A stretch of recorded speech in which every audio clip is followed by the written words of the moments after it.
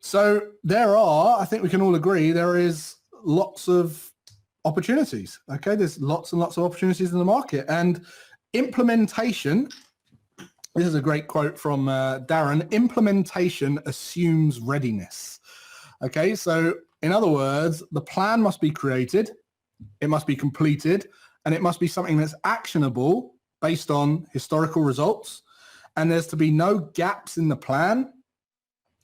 And we should be able to pull up any chart, okay? And I'm going to pull up a chart in just a moment and take a look at what opportunity looks like, because back in 2020, I know I had my biggest trading day ever, and I've since taken advantage of many other opportunities by having a plan. I'm going to walk you through a couple of those as well. And then in the next section, I'm going to be talking about what you need in your plan. Also be giving you some guidelines as to what to include as a minimum, and what you're going to want to go away from here and start to think about in your own trading as well. All right, so I'm going to close off my camera because it's a little bit distracting. I want you to look at the screen now instead of me, plus I'm going to be swigging water.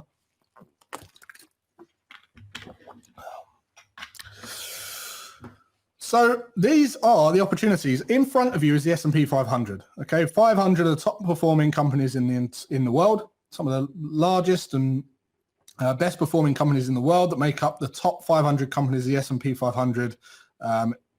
And what you're looking at in front of you is a series of crashes. Okay, a series of crashes that have all had opportunity. Lots and lots of opportunity. Can't see the screen? Who can't see the screen? Can everyone see the screen? Don't want to go on if you can't see the screen. Screen's fine. Great. Great.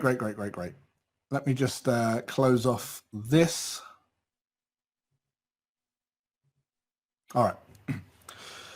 So each and every one of these, from the oil crisis to the Fed rate hike to Black Monday to the tech crash to the global financial crash to COVID, each one of those yields reward from opportunity with a plan. Okay. In fact, I was literally just at the investor show talking about this very thing, about how to invest in a recession and where the opportunities are and how you can develop a plan around investing during a crash or an inflated market. So we've got this horizontal mean price of the market of the S&P 500 over the last 50 years. Sorry, 30 odd years. And what you're going to see here is, sorry, this is 50 years. Yeah, I did go back 50 years. So what you're going to see here is where the market's overinflated and where it's depressed or crashing. And as you can see right now, we're about 18%. We went about to 26%, but we're about 18% above the 50-year mean growth of the market in the S&P 500. What that means is there's an opportunity here, but you have to have a plan to invest when the market's overinflated, like the boys up here, right? Because how many people went broke back in the tech boom? A lot of people went broke back in the tech boom because they got overridden by greed and fear of missing out, and then greed that the market would go on and on and on forever, when in actual fact you need a plan to take advantage of this opportunity when we're booming, and you need a plan to take advantage of the opportunities when we're crashing, and you need a plan to take advantage of the day-to-day opportunities, of which there's hundreds depending on your style of trading. And I was speaking about this at the London Investor Show, literally in the main stage. They asked me to talk about this very topic, and I was teaching hundreds of people how to have a plan, an investment plan, and a strategy to take advantage of opportunity. And just because of the feedback that I got from this event, I've now been asked to go and speak at the social investing conference on the 2nd of December to talk about that. So that's pretty cool. I'm getting asked to talk around all these different investment stages because I'm able to share how to build plans around opportunity. And you guys are going to spend 3-4 days with us drilling into your trading plan so that you can take advantage of these opportunities as well. So it's a good place to be. Now, Bitcoin, similar situation. Bitcoin has gone up 200% per year for over a decade now. People lose their hat when they see a little bit of a crash, but in actual fact, the crash that we saw recently on Bitcoin, not a crash, but a correction, when Elon Musk tweeted that Tesla will stop using Bitcoin for Tesla, okay, whether that was manipulation or not, that was just a tiny little blip compared to most of the previous corrections from Bitcoin. And when you have a plan, you're not worried about, oh, the market's going down today, and checking your markets every day and checking your investments every day, because you got in because there was a reason to get in that your trade plan told you to get into, and it wasn't based off of your feelings and what felt good on that particular day.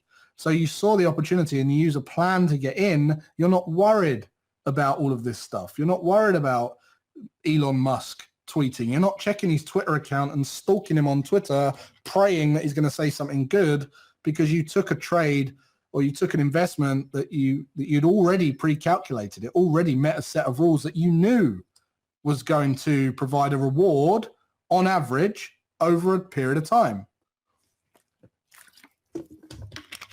So back in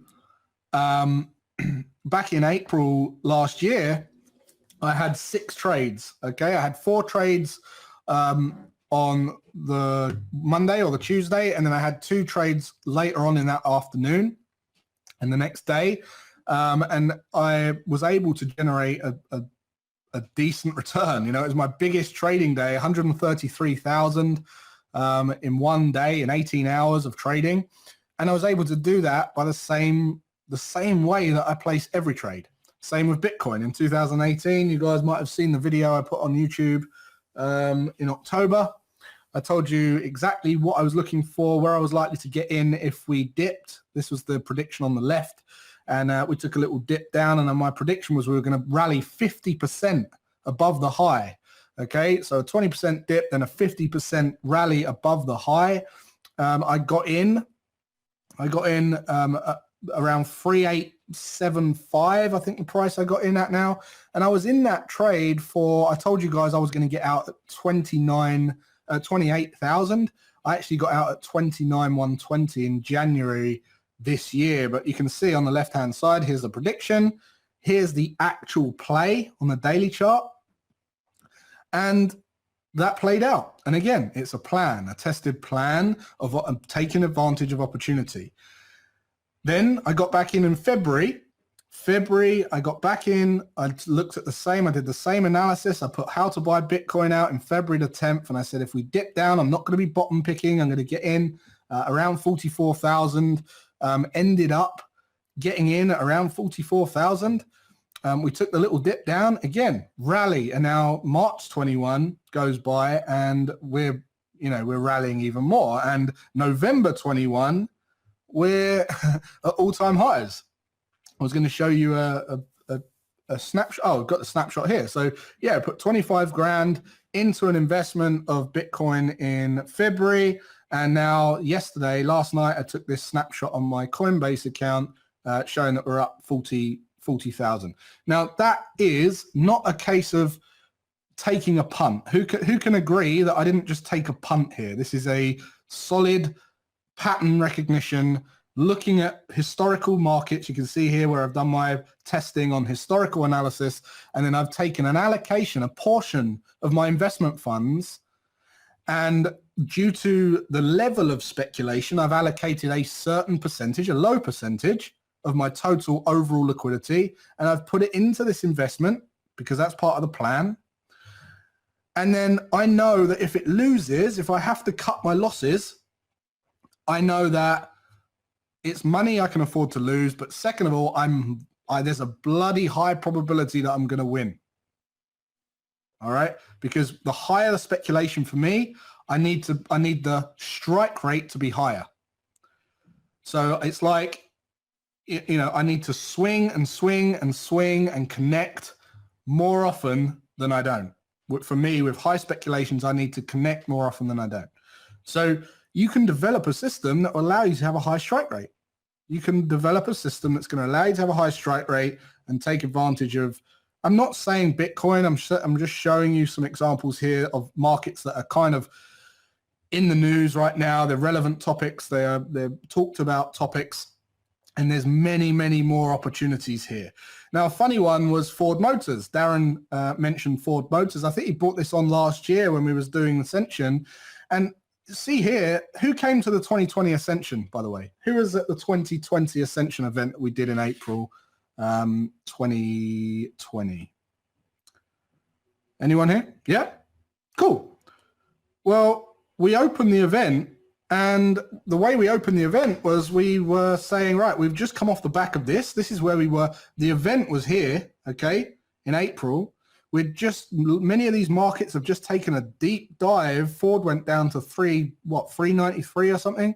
And we said to you at the time, yes, we've just taken a dip, but now there is a higher, there's a lot of opportunity here, once in a decade opportunities for some markets, to take advantage of these opportunities and provide some real decent returns if you've got a plan. If you've got a plan. Does anyone remember being there?